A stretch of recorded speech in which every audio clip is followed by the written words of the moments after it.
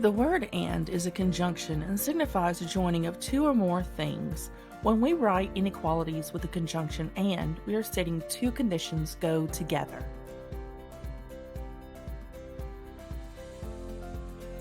So in example 89.1, we're going to graph these two inequalities in the domain of integers. So let's look at the first one. We're going to add 3 to both sides of the inequality, and that leaves us negative x is less than or equal to 1. We don't like to have a negative variable, so we multiply both sides by negative 1, and whenever we do that, we know we have to reverse the inequality sign. So we have x is greater than or equal to negative 1 for our first inequality. On the second one, we add 2 to both sides, and that leaves us x is less than or is less than a positive 3.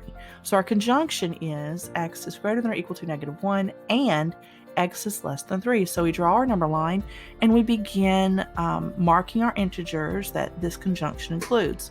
We start at negative 1 because x is greater than or equal to negative 1, and we mark the 0, the 1, and the 2, but we do not mark the 3 because x is less than 3. So this is how we would graph this conjunction.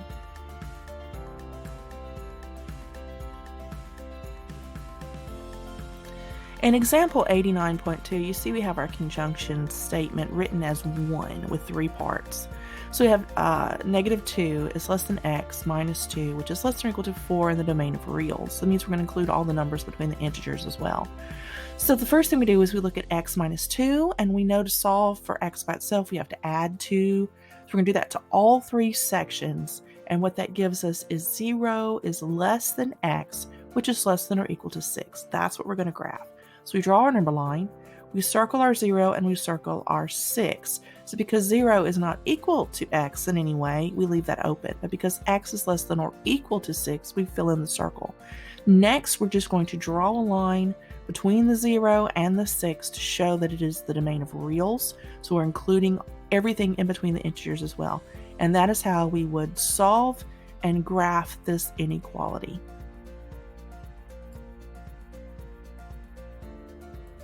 Sometimes we don't have an and inequality, but an or, where x is equal to this set of values or that set of values, and they don't overlap. This is called a disjunction. In example 89.3, we have an example of a disjunction. First, let's restate the problem. Negative x is greater than or equal to 3. Or negative x is less than negative 1. So let's start with the first one. We know if we have a negative x, we're going to multiply by negative 1 on both sides. And when we do that, we reverse the sign of the inequality. So we have x is less than or equal to negative 3. Now when we address the second one, we're going to do the same thing and multiply both sides by negative 1, which gives us x is greater than a positive 1. And those are or statements. So now we draw our number line, and we're going to start with x is less than or equal to negative 3, and we just graph that statement. We circle the 3, we fill it in because it's an equal to statement, and then we draw our line for the reals. Then we graph the second statement. We circle the 1 because there is no equal in this inequality, it's just greater than. We continue to the right side of the number line and fill in our line for the reals domain. And that is how we would graph a disjunction. In example 89.4, we have another disjunction that we can solve and graph. So let's look at the first one. Negative x minus 2 is greater than or equal to 0. We add 2 to both sides, and we get that negative x is greater than or equal to positive 2. But because we have a negative x, we're going to multiply both sides by a negative 1, and then that makes us reverse the inequality sign, giving us x is less than or equal to negative 2. So now we do the second inequality, which is x plus 3 is greater than 6. We are going to subtract 3 from both sides, which leaves x is greater than positive 3. So that would be our complete statement of disjunction here. X is less than or equal to negative 2, or x is greater than 3. So we're going to draw our number line, and we're going to start with the first inequality here. And it is x is less than or equal to negative 2. So we begin on the negative 2 by filling in that dot. Because it's the domain of integers, we just complete the dots on top of the integers that are less than -2. And then we do the same thing for x is greater than 3, only we start on integer 4, positive 4, because it does not include 3. And then we do 4, 5, and 6, and so on until we get to the end of the number line, and we indicate it continues on both ends with an arrow.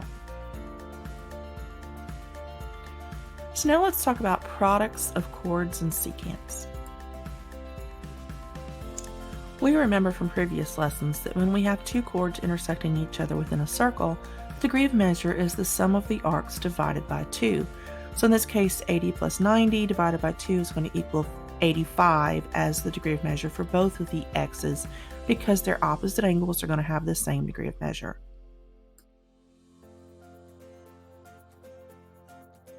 We also remember that when we have two secants or tangents intersecting each other outside of a circle, the degree of measure is the difference of the arcs divided by 2.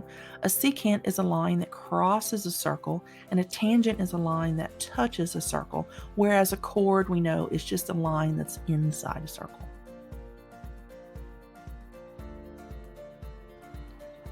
When chords intersect inside a circle, the products of the chord segments are equal. As you can see, 4 times 3 equals 2 times 6. In this example, we can see that one chord is 3 and 7, and one chord is 5 and an unknown. If we multiply 3 and 7, we get 21, and 5 times the unknown x is equal to that. So we divide both sides by 5, and we get x is equal to 4.2 as the length of the other side of the chord. When secants intersect outside the circle, the products of the external segments and the whole segments are equal.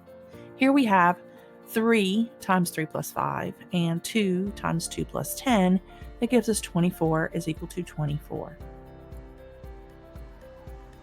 In this example, we see that we have one secant that is 3 and 5 long units, whatever those units are, and one is 4 and one is x. So we multiply 4 times 4 plus x equals 3 times 3 plus 5. And that gives us 16 plus 4x equals 24. We subtract 16 from both sides, and that leaves 4x is equal to 8. When we divide both sides by 4, we get x is equal to 2. So the x length is 2 of however many units of measure that is. Now, when one line is a tangent, the external length times the whole length of the secant is equal to the square of the tangent. Here we have 4 and x as a secant, and 8 is our tangent. And when we do the multiplication, we find that 16 plus 4x equals 64, because 8 times 8 is 64. And when we subtract 16 from both sides, we get that 4x is equal to 48. And when we divide both sides by 4, we find that x is equal to 12. So the internal part of the secant is a length of 12. So let's review.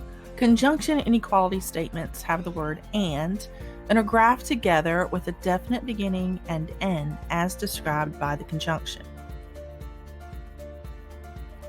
Disjunction inequality statements have the word or and are graphed separately from one another on the same number line. The product of the two lengths of an intersected chord is equal to the product of the two lengths of the intersecting or second chord. When secants intersect outside the circle, the product of the external segments and the whole segments are equal. If one of the lines is a tangent, the secant product is equal to the square of the tangent segment.